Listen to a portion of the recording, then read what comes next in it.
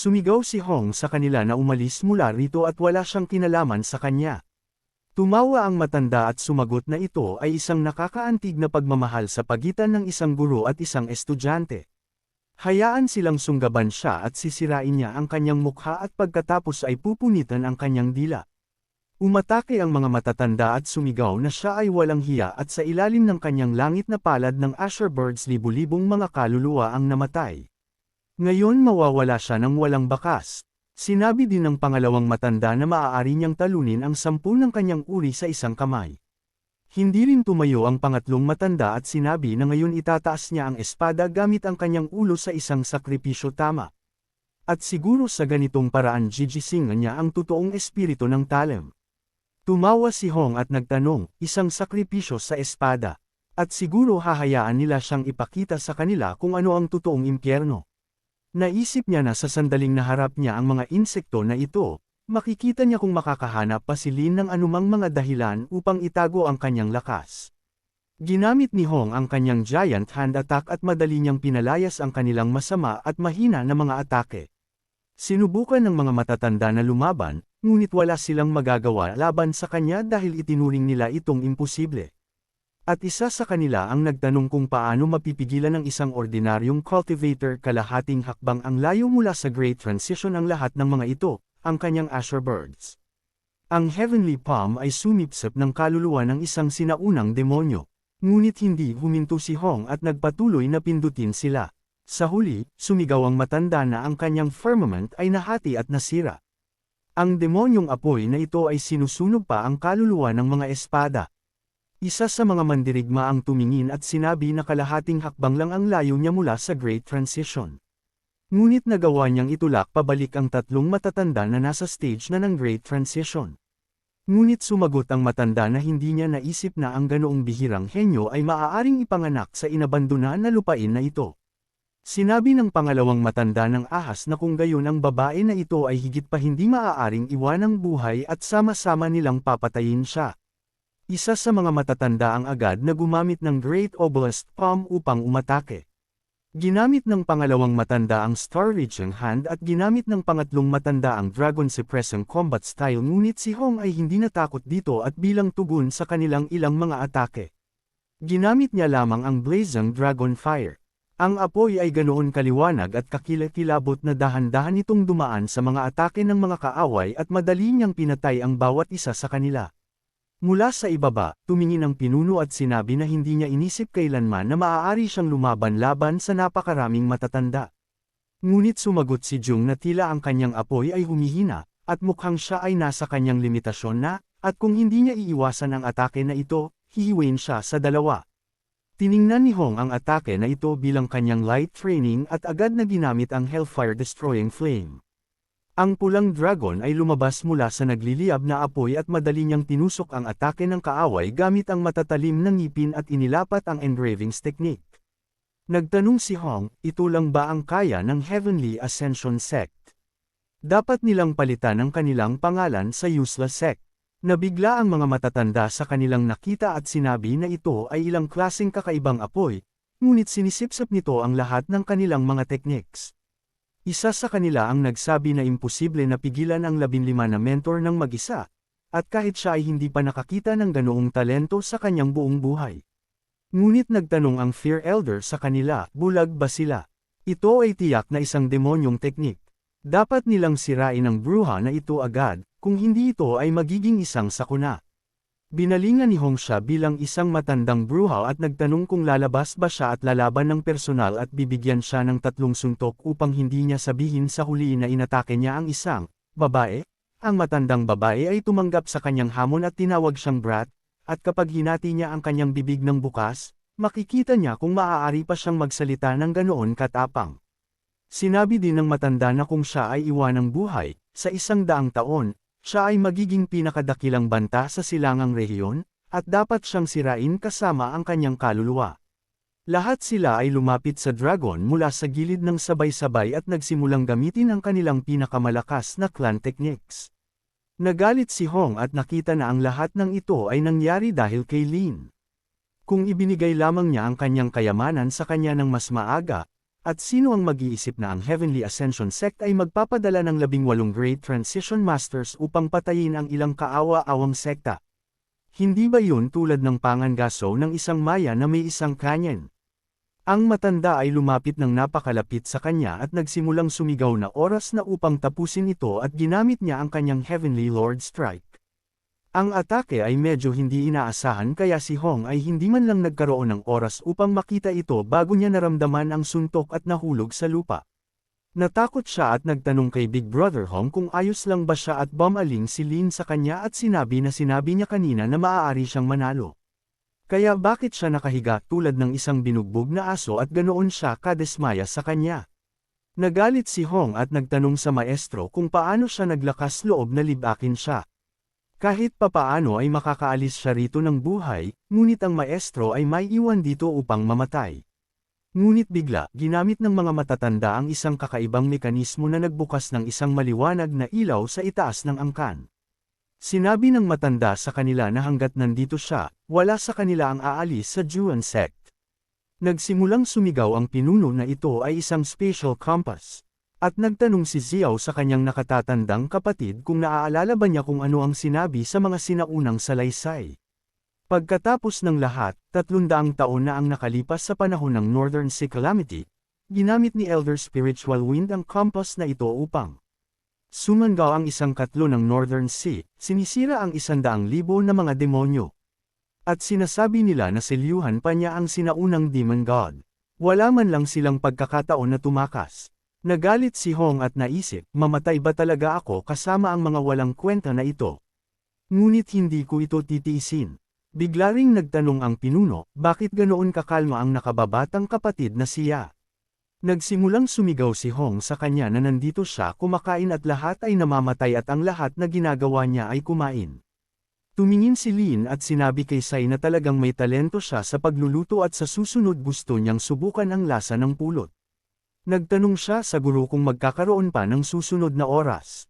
Hindi siya pinaghintay ni Lin at sumagot, syempre. At umakyat sa mga matatanda, agad siyang tumayo sa harap nila.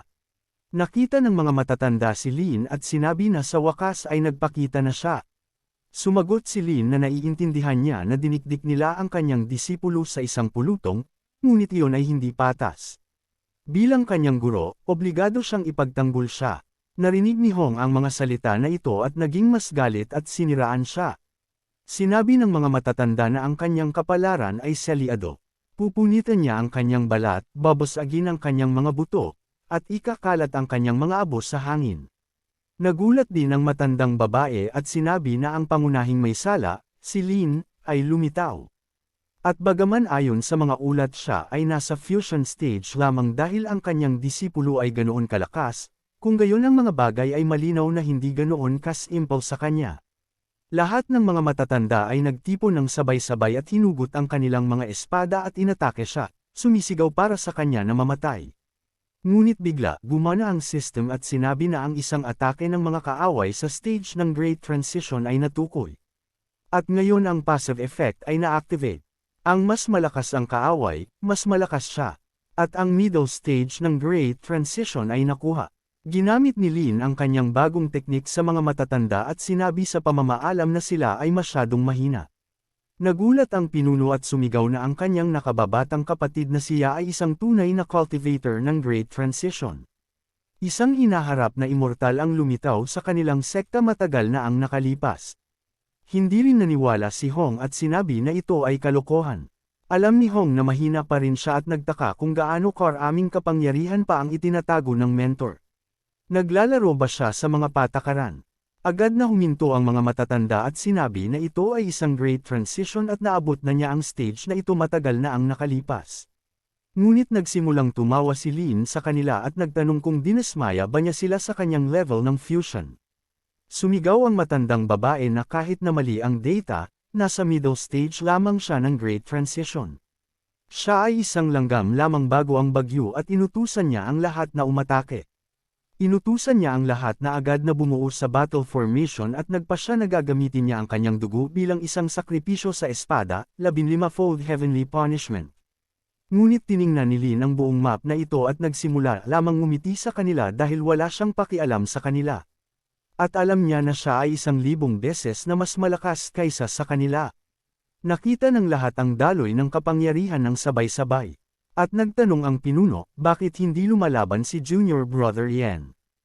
Ang 15 Heavenly Punishment Sword Formation ay may kakayahang talunin kahit ang isang Great Ascension Peak Cultivator. At si Hong nagtaka sandali kung ano ang ginagawa ng lalaki na ito ngayon. Sumusuko ba siya? Nagtanong si Lin sa mga matatanda. Iyon lang ba ang kaya nilang gawin? Hindi man lang niya maputol ang isang hiblanang buhok sa kanyang katawan. Naiintindihan niya na ang Undying Tyrant Body Technique na ito ay isang bagay na espesyal. Maaari itong umatake ng napakaraming Great Ascension opponents. Sumigaw ang mga matatanda na ito ay imposible. Kahit ang Great Ascension experts ay nakikipaglaban sa 15 Heavens na isinasagawa ang Swarm Formation. Kaya, paano makakayanan ng isang mid-stage Great Ascension Cultivator ang atake na ito? Nakita ni Ahong na ito ay tulad ng inaasahan niya. Ang lalaki na ito ay dapat may ilang nakakatawang oportunidad na nakatago at dapat niya itong nakawin. Nagpasya ang matanda na lumapit sa kanya at pagkatapos tumingin sa kanya ay sinabi na siya ay hindi isang cultivator ng may upstage ng Great Ascension. Ngunit sino siya? At pagkatapos ay naging isang tunay na mandirigma si Lin at nagtanong kung bakit ang patay na tao ay nakikipag-usap sa kanya, at agad na inatake ang kaaway. Hindi naglaro si Lin sa kanila at gamit ang kanyang mga kamao. Sa isang tunay na suntok, pinutol niya ang ulo ng matanda. Ngunit hindi siya huminto doon at nagpatuloy na dumaan sa ibang mga matatanda, ganap na nililipol sila mula sa mundo. Isa sa mga matatanda ang nagsabi na ang demonyo na ito ay masyadong mabilis at hiniling sa Great Elder na iligtas sila. Ngunit naglabas si Lin ng mga apoy mula sa kanyang mga kamay at patungo sa ibang mga suicide bombers upang ganap na alisin sila. Sa kanyang uling galaw, ibinigay niya ang lahat at sinabog ang lahat ng mga matatanda. Ngunit sa sandaling bago ang kanyang huling suntok, ang Chief Elder ng lahat ng mga angkan at ang pinakamalakas na mandirigma ay huminto. Ang mga lalaki ay masaya tungkol sa kanilang kaligtasan at nagpasalamat sa matanda para sa kanyang intervention. Ngunit iyon ay hindi masama din dahil ang suntok ay mabigat, ngunit humahawak pa rin siya. Tiningnan siya ni Lin at tumawa at sinabi na makikita niya ngayon kung gaano katagal siya makakapagtiis. Alam ng matanda na ang kanyang specialty ay body refinement, at mayroon pa siyang beast imprint na nagpalakas dito, ngunit ang suntok na ito ay halos tumusok sa kanya, at kung matamaan siya ulit, hindi na siya makakapigil. Nakita ni Lin na mayroon pa ring isang matandang babae na natitira at sinabi na ang cutie na ito ay gustong sumali sa kasiyahan, din. Sinabi ng matandang babae na hindi siya naniniwala na ang lalaki ay makakayanan ang mga atake ng 3 Great Ascension Peak Cultivators. Isa sa mga matatanda ang agad na gumamit ng Chaotic Breath Destruction Attack pagkatapos noon. Sumigaw ang pinakamalakas na mga matatanda sa kanyang kapatid at sinabi na panuurin niya siyang kumuha ng isa pa sa kanilang mga techniques. Bigla, gumana ang system at sinabi sa may-ari na makakaharap siya ng mga kalaban sa late stage ng Great Ascension at ina-activate ang passive ability Strength Through Adversity. Ngayon ang maestro ng Ascension sa peak ng Great Ascension ay maaaring umakyat. Nakita ng mga matatanda na siya ay naging mas malakas ulit at sinabi ng nagulat na ito ay imposible. Ang kanyang cultivation ay tumaas ng ilang beses at ngayon napagtanto nila na ang impormasyon ng sekta ay mali at si Lin ay isang Great Ascension Peak Cultivator. At ngayon lahat sila ay na-nullify. Sinabi ni Lin sa kanila na dahil lahat sila ay nagbigay sa kanya ng ganoong kahangahangang mga atake, ngayon hayaan siyang bigyan sila ng parehong kapalit. Sinabi ng matandang babae na sa sandaling ito wala silang pagpipilian kundi ang I-activate ang sect's forbidden secret art. Sumagot ang matanda na sumang-ayon siya sa kanya at ang karangalan ng Feathered Immortal Sect ay nakasalalay sa labanan na ito. Hindi sila maaaring matalo. Sumigaw ang matanda sa lalaki na pinilit niya silang gamitin ang teknik ng mga ninuno ng mga tagapagtatag ng sekta. At dapat siyang mabigyan ng puri dito. At ito ang exclusive secret art ng maalamat na Dao Imprint Immortal Feathered Sect. At ito ay nilikha ng tagapagtatag ng sekta mismo. Ito ang batayan ng pag-iral ng Sect of Feathered Immortals. At ang mga nag-activate nito ay pansamantalang makakakuha ng isang kapangyarihan na malapit sa Immortal Realm of Emptiness. At ngayon si Lin ay tiyak na isang patay na tao.